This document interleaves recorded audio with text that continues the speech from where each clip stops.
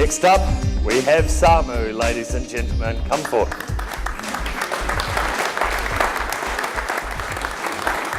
Ka tangi te titi, ka tangi te kākā, ka tangi hoki ahau. Te hei Māori ora, te whare tūnei, tēnā koe, te papai takotu aho, takotu, takotu, takotu. E ngā mate, haere, haere, haere, hei ratu ki ahine nui te pō. Kia koutou nā rā, rangatinga mākua tai mai nei tēnei wā, tēnā koutou, kia ora tātou katoa. First of all, I just acknowledge the house, the grounds outside, and our ancestors that passed on before us. And I acknowledge you for being here.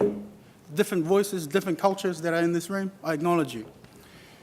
This evening, I brought with me something that was carved about 40 years ago by my father-in-law. Can you step in front of the microphone? Thanks, Samu. I brought with me something that was carved about 40 years ago by my father-in-law. At the time, he had no idea why he was carving it.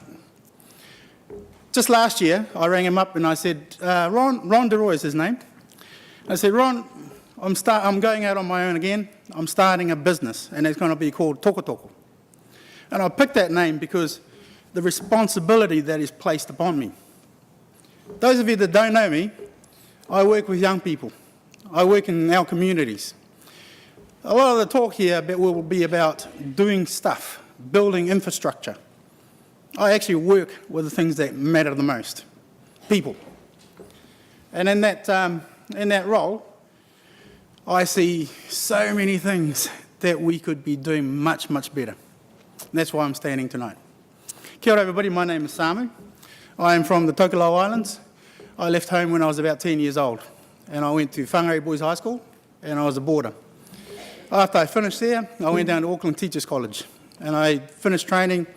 I taught in Auckland and Whangarei for a number of years before I joined the police. Now, a lot of things I do is pretty random. It's never planned.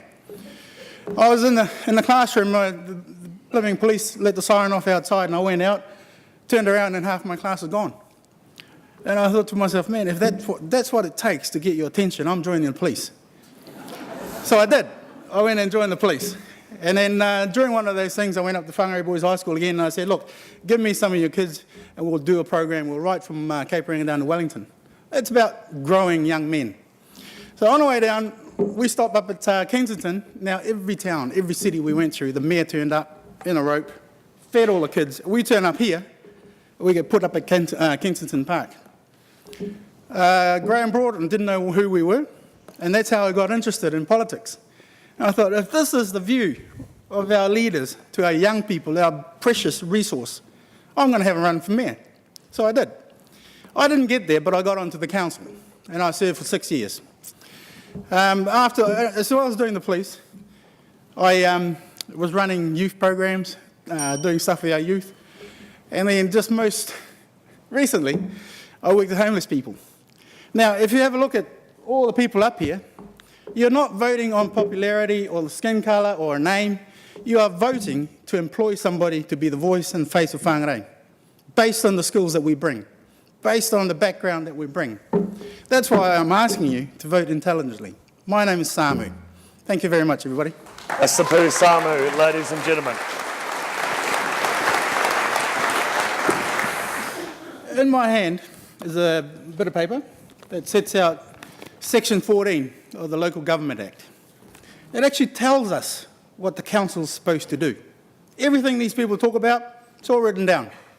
There's a mission, there's a vision already planned out for us. Why do we want to hear what these guys have got in store for us? Have a think about it. The last 4 years of my working for other people, I actually spent as a senior advisor for the Ministry of Education. In my role, I gave advice to the Board of Trustees. That's no people behind me, hopefully they'll be on the council, and to senior managers. And one of the biggest things that I picked up was that it takes 6 years for a good CEO to make change. And it takes equally 6 years for the systems to break down and expose how good you are. Worth thinking about. And the other thing is that a lot of the issues that we have floating around our community is because we are not part of the process. The vibe that was talked about before, it's about being inclusive, being at the table, having a meaningful input into whatever happens in our community.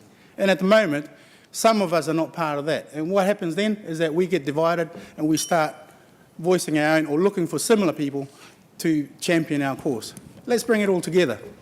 Vote for the best person that you think will do that for us. Thank you, Samu.